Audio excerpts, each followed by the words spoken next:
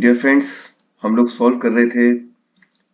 नया दरा लिया गया 17/3/2024 को MMLGS 70% का exam and till now we have completed 60 question. Now we reach to the directly 61 of that paper.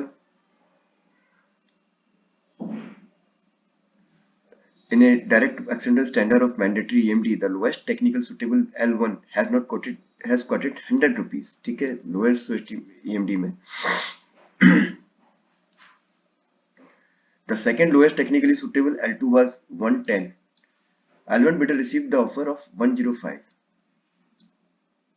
L1 bidder revised the offer. उसने 100 से क्या कर दिया, रिवाइज अपना 105 कर दिया within the validity offer.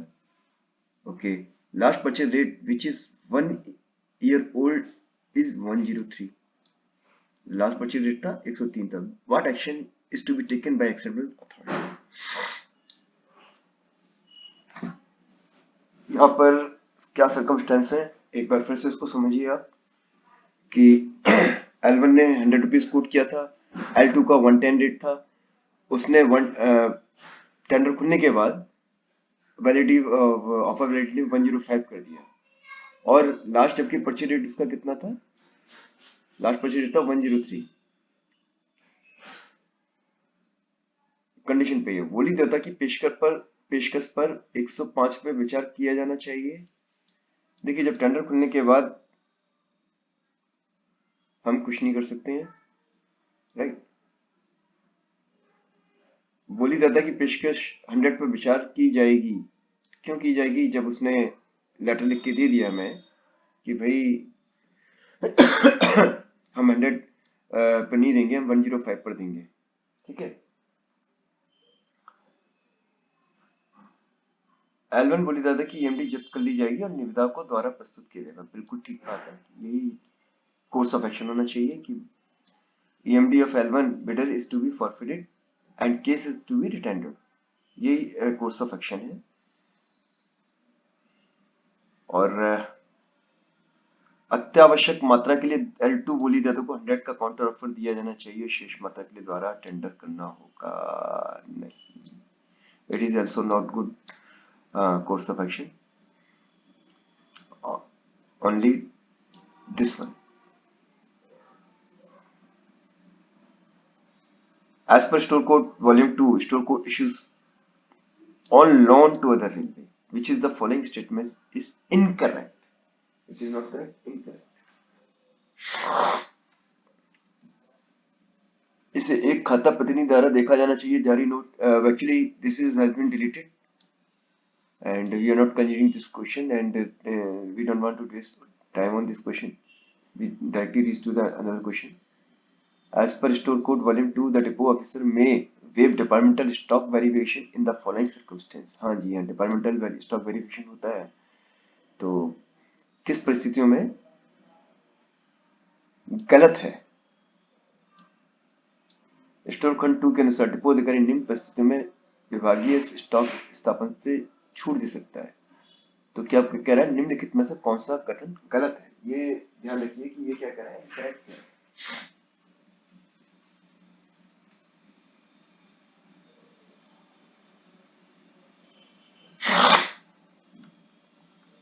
जहां आइटम को पिछले 3 महीने के भीतर विभाग द्वारा सत्यापित कर लिया गया है. बिल्कुल सही है कि भाई जिनको अभी 3 महीने में कर लिया गया है तो उनको छूट मिल जाएगी, नो डाउट. जहां विशेष श्रेणी के स्टोरों का खाता का सत्यापन चल रहा है और अगले 2 महीने के भीतर आइटम सत्यापित होने की संभावना है. Where the account verification of the particular class of store is in progress and item is likely to be verified within next 2 months. बिल्कुल ठीक है. इनको भी हम वेव ऑफ कर सकते हैं. जो आइटम में भारी बैलेंस हो, जिसके सत्यापन में बहुत श्रम और हैंडलिंग शुल्क शामिल है. क्या मतलब है इससे? आइटम में भारी बैलेंस हो, इससे क्या मतलब है? सत्यापन में बहुत अधिक श्रम और हैंडलिंग लागू हो. डिपार्टमेंटल वेरिफिकेशन बिल्कुल कर सकते हैं. ये डिपार्टमेंटल वेरिफिकेशन में क्या होता है कि ये अपने ही डिपार्टमेंट के आदमी करते हैं. और वेयर द अकाउंट वेरिफिकेशन के लिए क्या होता है, अकाउंट विभाग से आता है. where the account variation of the item is due in next 6 month। हाँ, बिल्कुल गलत। भाई 6 महीने में उन आइटम का खाता सत्यापन होना है, तो भाई इनका सत्यापन करना हमारी भी जिम्मेदारी है, जिससे ताकि अकाउंट्स आए और हमारी डिपार्टमेंटल स्टॉक शीट ना बने। तो गलत पूछ रहा है ना, तो ये वाला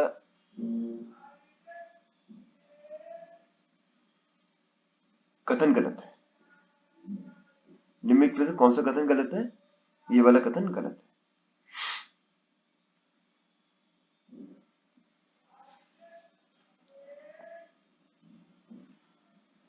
है। As per store code advice notes, advice note होता है जो रिटर्न स्टोर्स के लिए होता है, एडवाइस नोट। तो ये कब बनाया जाता है? अगले 6 महीने में कवर की गई बकाया वस्तु की संभावित आपूर्ति के लिए खरीद नहीं, ये भी नहीं होगा। अपित सामग्री का स्टोर डिपो में वापस करने के लिए या लौटाने के लिए बिल्कुल, दिस इज द करेक्ट। ये क्या होता है कि ये हम स्टोर डिपो को जो शेड होता है, अनयूज मटेरियल जो वापस करता है, या whatever reason excess stock हो गया हो, तो उसके लिए एडवाइस नोट बनाया जाता है। इसको हम डीएसएट भी बोलते हैं। रिटर्न स्टोर हो गया ना। अब आ जाओ क्वेश्चन नंबर 65। स्टोर कोड खंड 2 के अनुसार सर्वेक्षण समिति की बैठक होनी चाहिए। बिल्कुल, ये जो सर्वेक्षण की जो होनी चाहिए, not less than frequently 3 month, नहीं, not less than once in 6 month.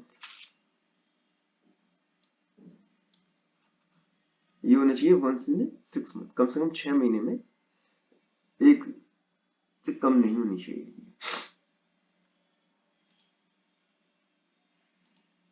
Not less than frequent than once in 6 month, 6 महीने में एक बार से कम नहीं होनी चाहिए। Now we reach to the question number 66. As per store code, read the following statement for sale of material. हाँ, ये बात हो रही है सेल ऑफ मटेरियल की। A portion of line can be sold. Following statement for sale in renewal auction sale. Okay. A portion of line can be sold with approval of PCMM with previous sanction of GMM. दूसरा हो गया, any item of authorized rolling stock can be sold with personal sanction of PFA and approval of GM। तो एक तो बात होगी portion of line की, rail की पटरी की बात होगी, और दूसरा बात हो गई किसकी हो गई? रोलिंग स्टॉक की, जिसमें कोचेज हो गए अपने और आपके इंजन हो गए। तो पूछ रहा है कि क्या क्या सही है इसमें, right?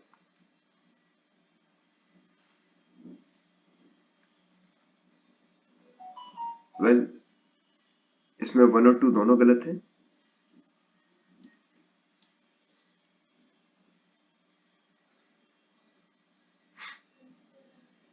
The figure is to be shown as the opening balance in store budget for ensuring year will be estimate figure made up of the estimate book value of stock stores expected to be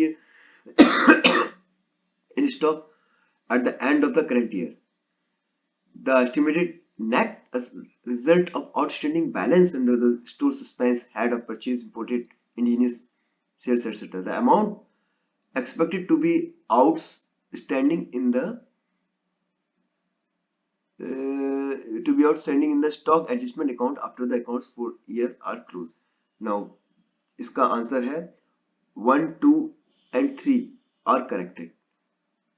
ये correct है, ये correct है, और ये 3 are corrected है, right? Now हम चलते हैं question number 68। As per policy of public procurement preference to make in India, local content means the amount of value added in India for calculation of local content which is of the following is incorrect.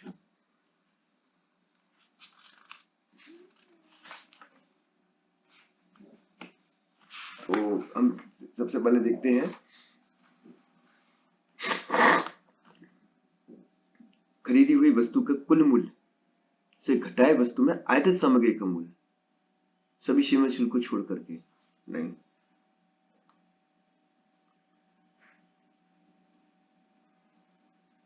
खरीदी गई वस्तु का कुल मूल्य शुद्ध घरेलू अप्रत्यक्ष करों से घटाए वस्तु में आयातित सामग्री का मूल्य। और ये बात क्या कर रहे हैं? सार्वजनिक खरीद की नीति के अनुसार। ठीक है, ओके, उसमें कितना लोकल कंटेंट है। एक्चुअली क्या है, ये सीमा शुल्क क्या होता है, इसमें इंक्लूड होना चाहिए, तभी तो हमारी टोटल वैल्यू निकलेगी। सपोज हमने कोई आइटम खरीदा 1 लाख का और उसमें इंपोर्टेड लगा हुआ 40,000 का सपोज, ठीक है, और 40 में से सीमा शुल्क हमारा 10,000 का, तो नेट जो स्थानीय सामग्री कंटेंट हो गई अपनी 50,000। तो होना चाहिए आंसर खरीदी गई वस्तु का कुल मूल्य शुद्ध घरेलू अप्रत्यक्ष करों को छोड़ करके, यानी टैक्स को छोड़ करके, उसमें से जो आयातित सामग्री का जो मूल्य है सीमा शुल्क से,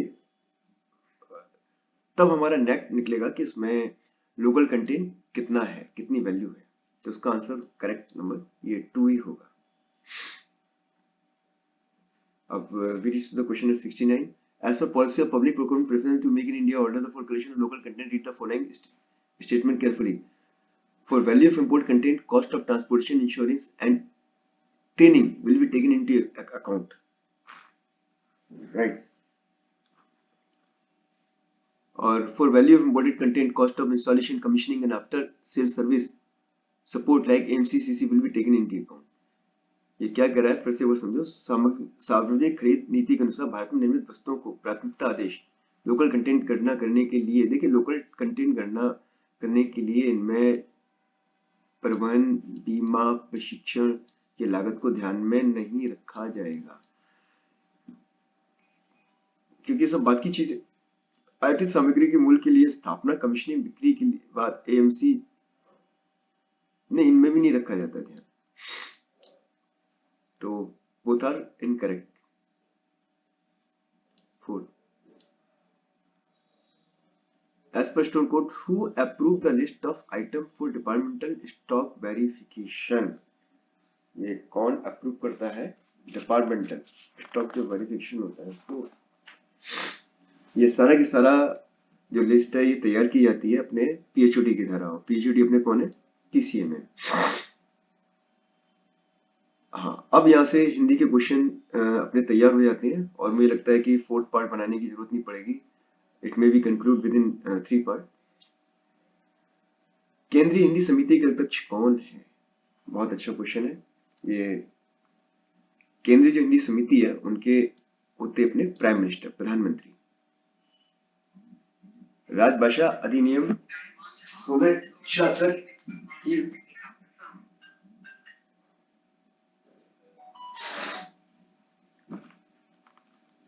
from which date did section 3 of official language 1963। लगभग 70 क्वेश्चन है राजभाषा हिंदी के, अगर आप वो याद कर लोगे तो सारे के सारे इसमें इंक्लूड हो जाएंगे। तो 26 जनवरी 1951 को हमारा गणतंत्र दिवस लागू हुआ था और 26 जनवरी 1965 को क्या हुआ था, हमारा राजभाषा अधिनियम 1963 की धारा 3 प्रभावी हुई थी। How many Indian language are included in the 8th schedule of the 8th schedule को मिलाकर के हमारे पास टोटल जो लैंग्वेज है हमारी 22 हो गई। पहले कितनी थी? 18 थी, उसमें 4 भाषा और जोड़ करके कितनी कर दी? 22 कर दी। संविधान ने किस तिथि को हिंदी की संघ की राजभाषा के रूप में स्वीकार किया? बहुत अच्छा क्वेश्चन है। 14 सितंबर हिंदी राजभाषा हिंदी दिवस मनाया जाता है इस दिन, आप सभी को याद होगा। Question number 75, how many Rajya Sabha member? देखिए राज्यसभा से तो होते हैं 10 और लोकसभा से होते हैं 20, तो ये पूछा राज्यसभा से, तो राज्यसभा से हो गए 10। अब क्वेश्चन नंबर क्या है कि रेलवे तकनीकी विषयों पर हिंदी में मौलिक पुस्तक लिखने के लिए दिए जाने पुस्तक का नाम क्या है? तो देखिए, मौलिक पुस्तक लिखने के लिए है लाल बहादुर शास्त्री तकनीकी, मौलिक पुस्तक की लाल बहादुर शास्त्री तकनीकी। तो ऐसे याद कर सकते हैं कि लाल बहादुर शास्त्री रेल मंत्री रहे थे, और तकनीकी उसे एशेट करके हम याद कर सकते हैं। केंद्रीय सरकार के कर्मचारी के निर्धारित सर्वे सबसे प्रारंभिक हिंदी पाठ्यक्रम कौन सा है? 77। इसमें 3 ही होते हैं, तो सबसे पहले प्रबोध, प्राग और पारंगत। तो प्राइमरी हो गया अपना प्रबोध। संविधान का कौन सा अनुच्छेद भारतीय संघ की आधिकारिक भाषाओं को प्रावधान करता है? तो 343 है इसका, राइट। 79, भारत संघ के राजकीय प्रयोजन में अंकों के किस रूप का प्रयोग किया जाना चाहिए, नहीं किया जाना चाहिए, किया जाता है। खैर, भारतीय अंकों का अंतरराष्ट्रीय रूप है, इसका है भारतीय अंकों का अंतरराष्ट्रीय रूप। Next, what is the periodicity of organising meeting in the town official? इसका शायद 6 महीने होना चाहिए, लेट्स सी चेक। हाँ, 6 महीने में एक बार है, और जगह 3 महीने में एक बार है। टाउन में क्या है, 6 महीने में एक बार। नगर वाली में, बहुत बढ़िया, ये तो कोई भी बता देगा। यूएमआईडी क्या है? सभी मेडिकल कार्ड का यूज करते हैं और अच्छी तरह जानते हैं।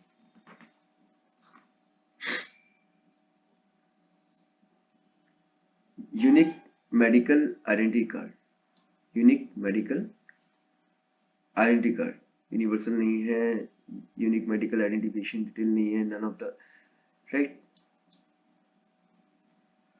अच्छा, अब हिंदी के बाद ये सारे के सारे एस्टेब्लिशमेंट के क्वेश्चन चालू हो गए। No disciplinary proceeding can be initiated against retired railway servant for an offence that had taken place more than, कितने समय के पहले जो हो चुका है उसके लिए डिसिप्लिनरी एक्शन नहीं लिया सकता है, वो है मोर देन इसका 4 ईयर। 4 साल से पहले अगर उसने क्राइम किया हुआ है तो उसके खिलाफ कोई भी चार्जशीट वगैरह nothing can be issued. A new railway employee who has availed public holiday joined service on 1st October 2023. She will entitled to how many days of casual leave for remaining year of 2000? Obviously full 8 मिलती है तो 8 मिलेंगी उसे। What admissible joining time for railway servant under transfer more than 1000? देखिए, more than 1000 में शायद 12 दिन होना चाहिए, आई थिंक। हाँ, 12 दिन है, ठीक है। वैसे 10 दिन है, लेस देन 1000 में 10 डेज है।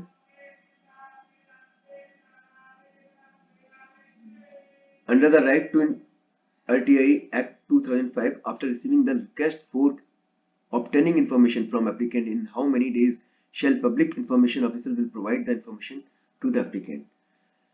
Okay, यानी कि सूचना का अधिकार अधिनियम 2005 के अनुसार अंतर्गत आवेदक से सूचना प्राप्त करने हेतु आवेदन करने पर लोक सूचना अधिकारी कितने दिन में आवेदक को सूचना प्रोवाइड कराएगा? ये भी सभी जानते होंगे, 30 डेज है, 30 दिन के अंदर हमें देनी होती है। Interest of house building advance is required in maximum how many? The interest of house building advance is required in maximum in how many installment? इसका मुझे लग रहा है 90, लेट्स चेक। 60, ओके, मुझे 90 लग रहा था पर इसका आंसर 60 ही है। Period of appeal, sorry, period of appeal and discipline dear rules, जी बिल्कुल 45 डेज है।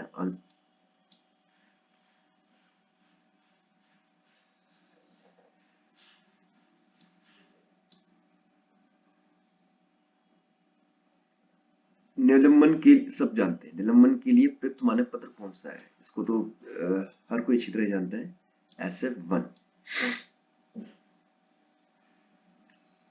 The online platform created exclusively for airing suggestion and grievance by the railway pensioner and for solving the pension related issue is called railway pensioner भोगियों द्वारा सुझाव और शिकायत को प्रदर्शित करने के लिए पेंशन संबंधी मुद्दों को हल करने के लिए बने हुए प्लेटफॉर्म को क्या कहा जाता है? एचआरएमएस नहीं है, आईपास नहीं है, सीपी ग्राम भी नहीं। सीपी ग्राम तो एक कॉमन प्लेटफॉर्म है इसके लिए, और मेरे हिसाब से ये भी नहीं है।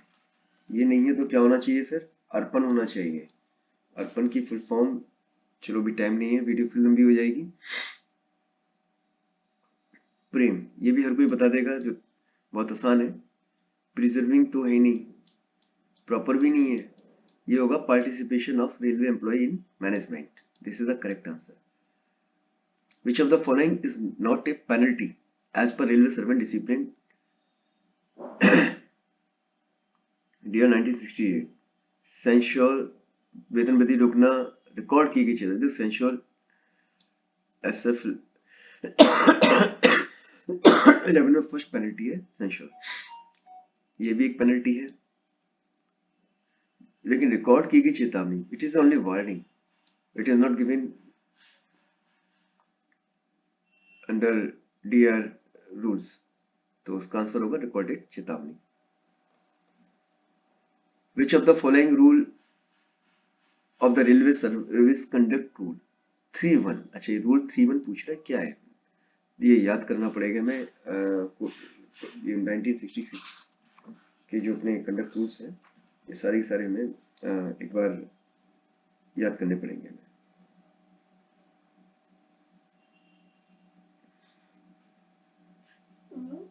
ये डिलीटेड है, यानी कि इसका आंसर इसमें नहीं होगा। इसको देख के बताना पड़ेगा। खैर, आप लोग देखिए और कमेंट बॉक्स में बताइए कि ये रूल है किसके लिए। प्लीज आप लोग कमेंट बॉक्स में मुझे बताइए। In reference to the discipline appeal rule 1968, inquiry is not mandatory under the rule। Inquiry जरूरी नहीं है। ये कौन सा रूल है इसमें देख ही लेते हैं। ये है रूल नंबर 14.2। देखो रट्टे मारने पड़ेंगे, ये तो समझना पड़ेगा कैसे याद करना है। ये आप लोग देखिए, period of suspension unless revise shall not be valid beyond. कितने दिन से ज्यादा नहीं होनी चाहिए। जी हाँ, ये 90 डेज से ज्यादा नहीं होना चाहिए। 90 डेज के बाद उसका जो सब्सटेंशन जो सैलरी टाइप मिलता है वो भी चेंज हो जाता है। For granting study relief to employ he should have completed at least, हाँ 5 साल पूरे होने चाहिए। इसके लिए कम से कम 5 साल की सर्विस होनी चाहिए स्टडी लीव के लिए। अंतिम शोधन एमएफई आमतौर पर कब तैयार किया जाता है? देखिए, अगस्त रिव्यू जो होता है वो अगस्त के महीने में होता है, और ये अंतिम संशोधन होता है आपका फरवरी मार्च दिसंबर जनवरी फरवरी मार्च में, राइट, फरवरी मार्च में होता है अंतिम संशोधन M F E. Expenditure for replacement of over age track is generally charge to, ये भी याद करना पड़ेगा, मूल्यह्रास संचित निधि, depreciation reserve fund. Contingent expenditure means, contingent expenditure कौन से होते हैं? कार्यालय के प्रबंधन के रखरखाव के लिए। ये भी एक्चुअली क्या डिलीट कर किया हुआ है, तो आप लोग जरूर बताइए कंटीजेंट एक्सपेंस क्या होते हैं। वैसे देखते हैं, कार्यालय में रखरखाव के लिए, प्रोसेसिंग कार्य की प्रगति के लिए, किराया दर कर भी विकल्पों में से कोई नहीं। रेल बजट में दिखाए गए सकल कमाई में से कार्य व्यय का प्रतिशत क्या कहा जाता है? जी हाँ, बिल्कुल, ये तो ऑपरेटिंग कहा जाएगा। Working experience to gross earning, तो ये ऑपरेशन से हमारी सारी अर्निंग होती है, तो इसलिए ये ग्रॉस अर्निंग जो होती है ऑपरेशन से होती है, तो इसलिए ऑपरेटिंग रेशियो पाया जाएगा। RRS के राष्ट्रीय रेल संपर्क नई सुरक्षा कोष, राष्ट्रीय रेल सुरक्षा कोष, इसकी फुल फॉर्म है राष्ट्रीय रेल सुरक्षा कोष। Question number 21, the report of controller and Auditor General in India is presented to the Parliament is taken for the condition by the which Parliament? कौन सी? ये तो पब्लिक अकाउंट कमेटी है, PAC।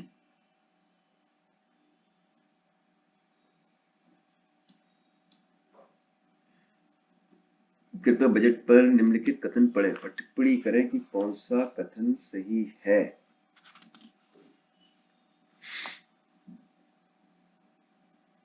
Please read the following statement on budget and comment which one is correct, कि कौन सा कथन सही है हमें इसमें बताना है। Reappropriation is permitted from demand to another demand.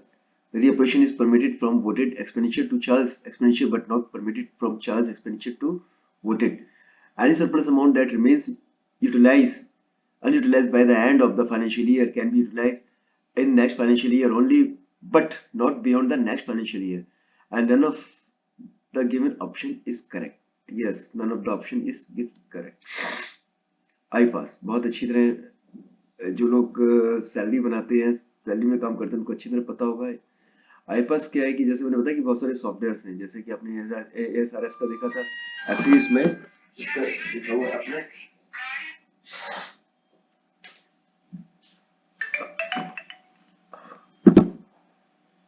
तो इसका हो गया आपका iPass का integrated payment and access system तो नहीं है, इंटीग्रेटेड पेमेंट है, अकाउंटिंग इंटीग्रेटेड पेमेंट नहीं, पेमेंट भी नहीं, पेरोल होगा, integrated payroll and accounting system, this must, हाँ ठीक है, integrated payroll and accounting system, yes 1739। Now we reach to the next question.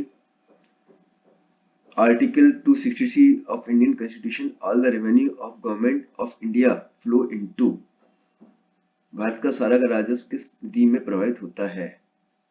हाँ, ये दिया हुआ भारत की संचित निधि। 266 ऑफ इंडियन कॉन्स्टिट्यूशन। CAG की फुल फॉर्म क्या है? Controller and auditor general of India, महालेखा परीक्षक, भारत के नियंत्रक एवं महालेखा परीक्षक, भारत सरकार के नहीं। This is the correct answer, I think. Let's check the answer. या 26, रिप्लाई ऑफ ड्राफ्ट पैरा में be send under personal signature of. देखिए ये ऑडिट के अंदर बहुत सारे पैराज होते हैं, ड्राफ्ट पैरा होता है, it is a part of audit. तो ये जो होते हैं ये GM के सैन के द्वारा जाते हैं।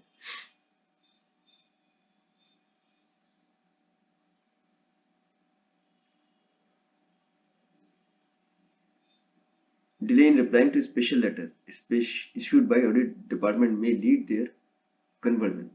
बिल्कुल, अगर हम पहले ऑडिट पैरा बनता है, उसके बाद उसका रिप्लाई नहीं देते हैं तो स्पेशल लेटर बनता है, स्पेशल लेटर के बाद फिर ड्राफ्ट पैरा। ड्राफ्ट पैरा का मतलब एक बहुत बड़ी चीज हो जाती है और उसका आंसर में विद इन टाइम देना चाहिए। और उसको जैसे कि हमने देखा कि ड्राफ्ट पैरा का जो जवाब है उस पर साइन होते हैं महाप्रबंधक, उसके नॉलेज में आता है वहाँ। तो लेखा परीक्षा विभाग द्वारा जारी विशेष पत्र का उत्तर ना देने पर उसका ड्राफ्ट पैरा में 1 मिनट बदलाव हो सकता है। Pink book for plan work issued by railway board, ये तो पिंक बुक तो रेलवे बोर्ड द्वारा जारी की जाती है।